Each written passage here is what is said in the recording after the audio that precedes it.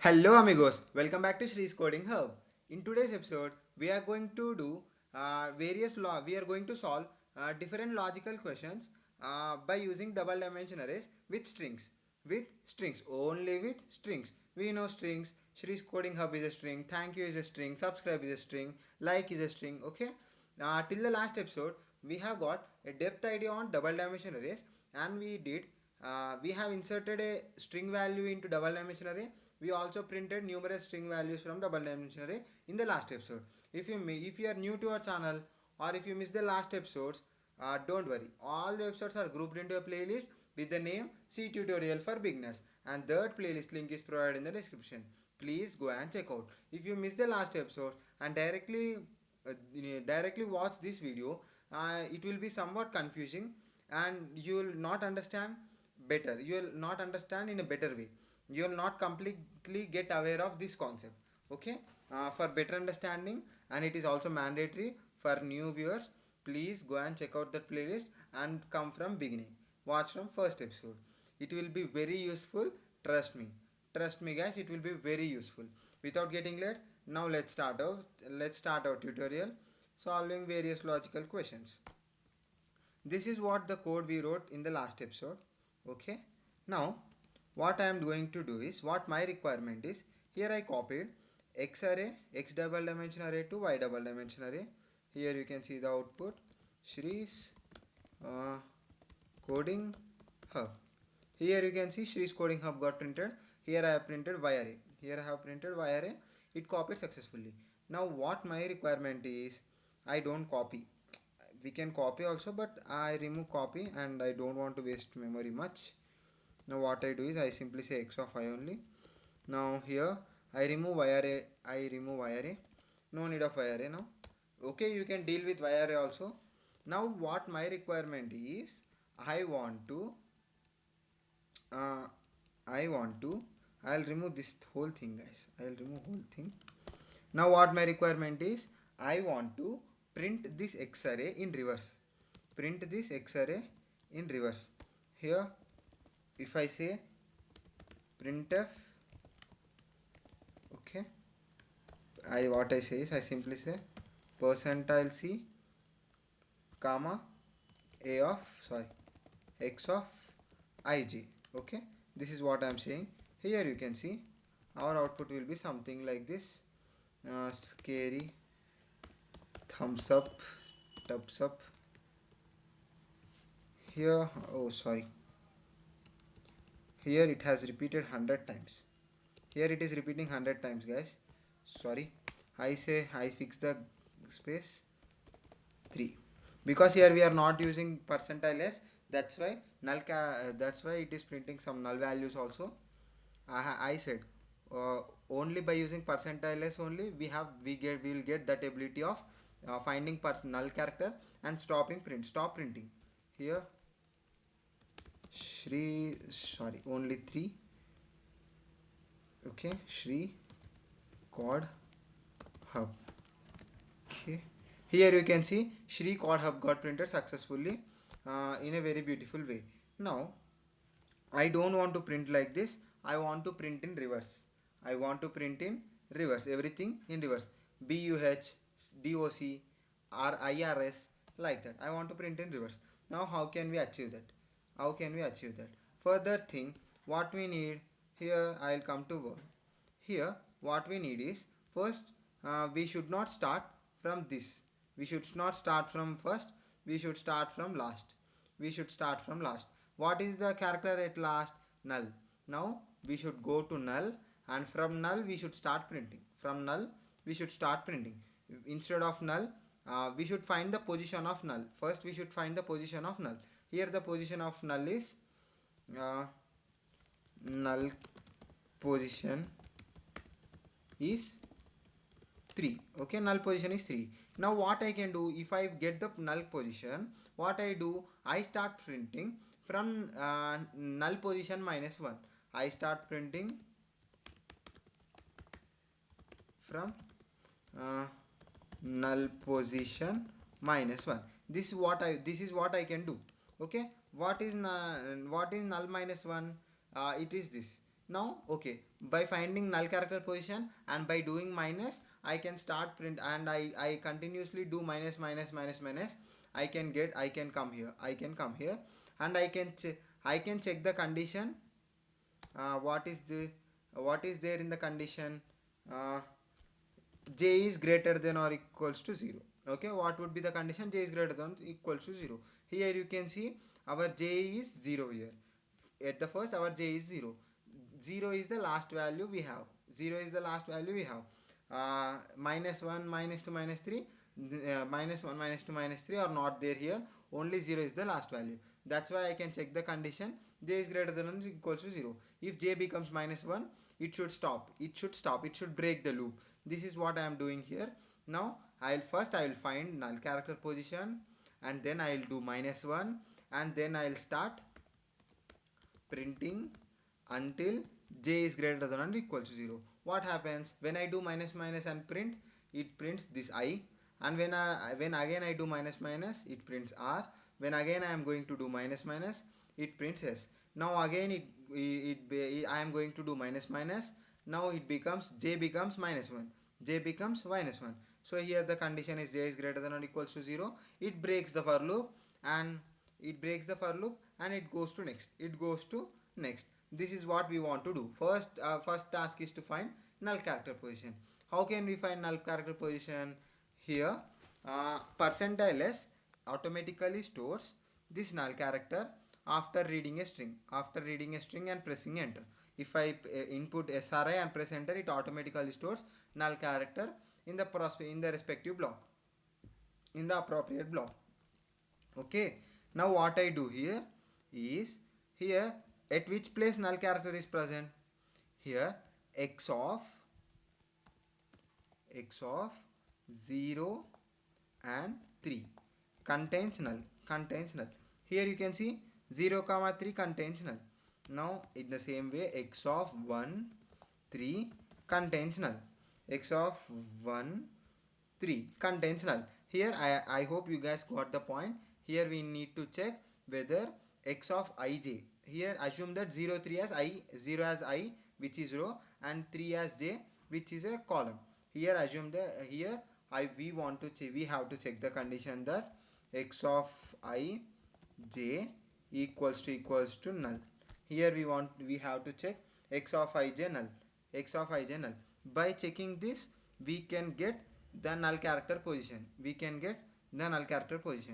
When this condition going to get satisfied?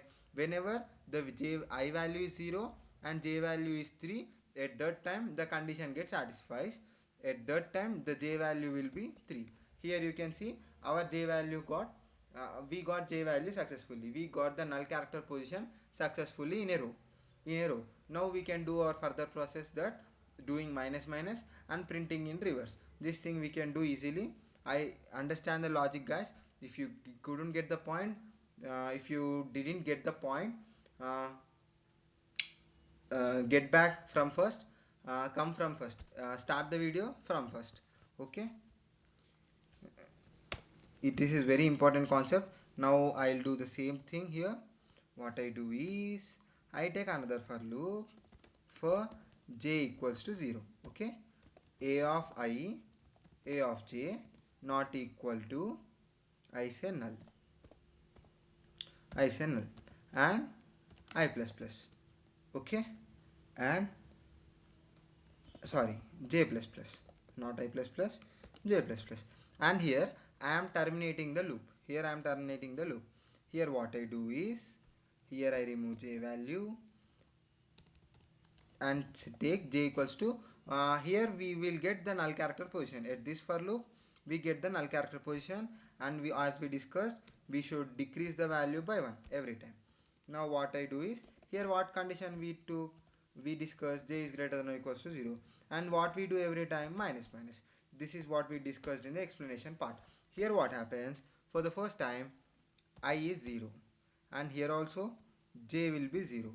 Now what happens? It checks, sorry, here I did some mistake. Here it is x. Now it checks whether x of here j is initialized with 0, and it checks the condition x of 0 0 is null or not. Here you can see x of 0 0, it is not null, it is not null.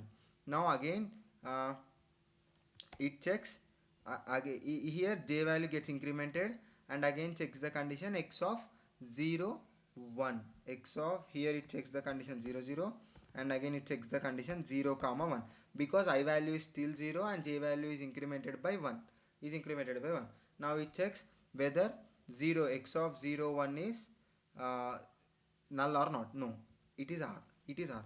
Now also loop continues. Now it becomes uh, 0 comma 2, 0 comma 2. Now let's check x of 0 is here, 2 is here. No, it is not null, it is not null. No, it now the loop again continue. Now the loop is going to continue, and now um, it becomes 0 comma I value is still 0, and j value gets incremented by 1, and j value will be 3, j value will be 3. Now let's check I is 0 is here, j3 is here. Here you can see we got the null character position successfully. Here x of ij is null now, x of ij is null now. Now x of ij is null. Now here the condition fails, here the condition fails. Okay, we got the null character position. So I should start printing one step before, I should start printing from one step before. It means I have to do I should do minus minus, I should do minus. So that's why I again initialized with j equal to j minus 1.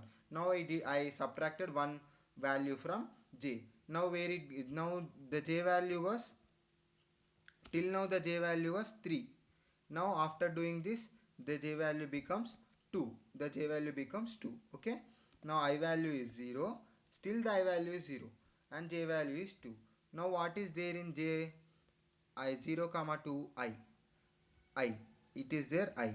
Now I will get printed, and again here you can see what happens. I value is still 0, and j value becomes minus minus and becomes 1. Here what is there in here what is there in 0 1 r is there.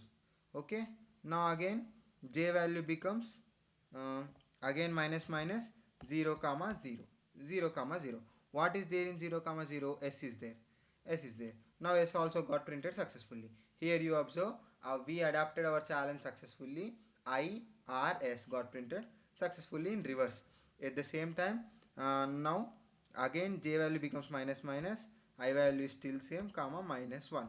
Now here it checks the condition j is greater than or equals to 0, the condition failed.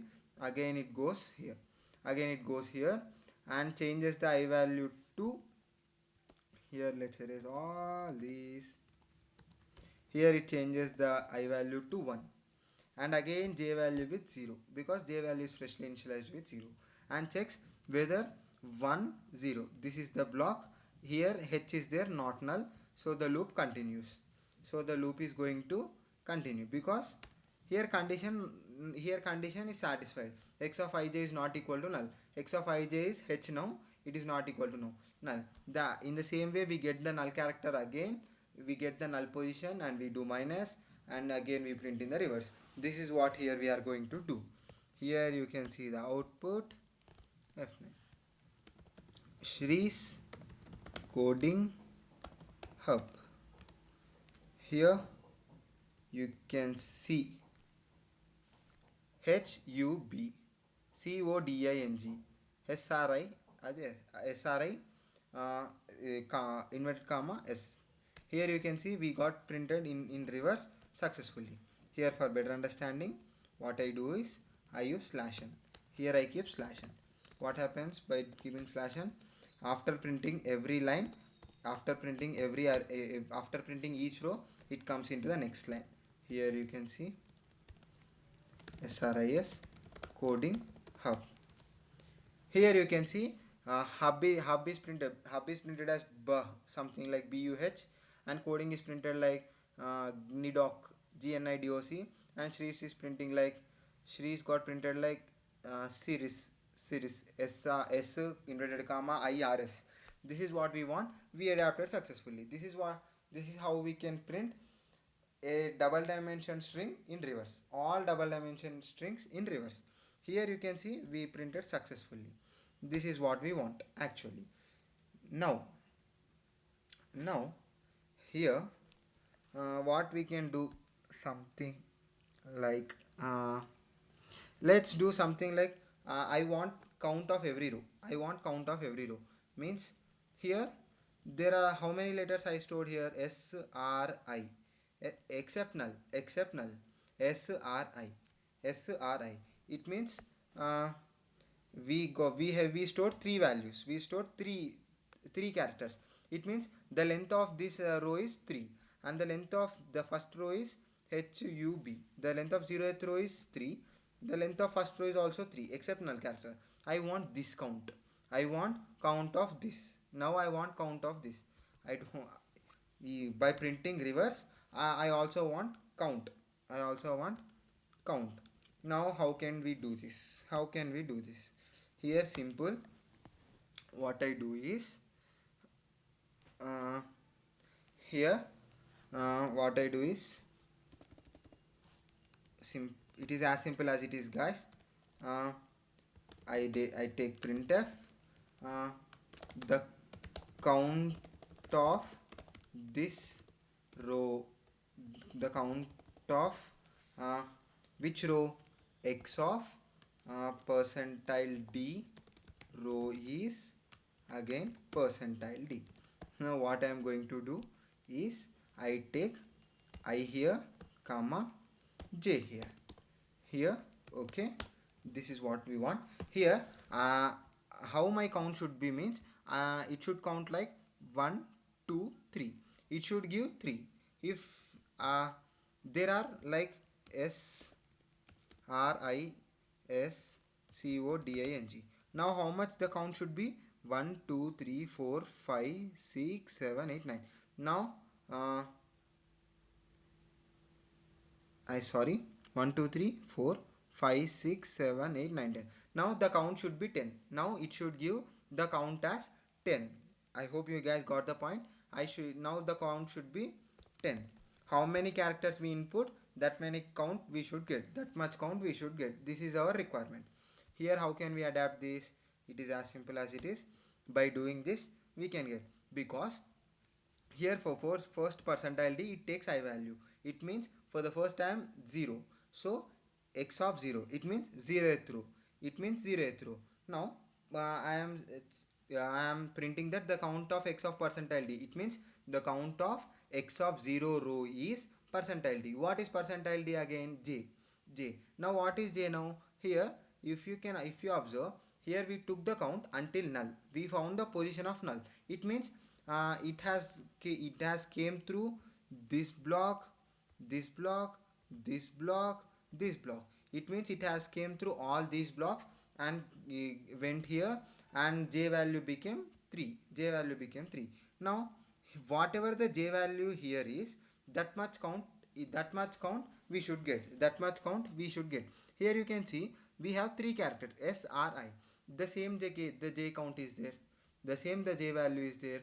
Here in case of this also the j value will be 10. The j value will be 10. The number of characters equal to j value. Here I am doing something in this simple way. Okay, I hope you guys got the point.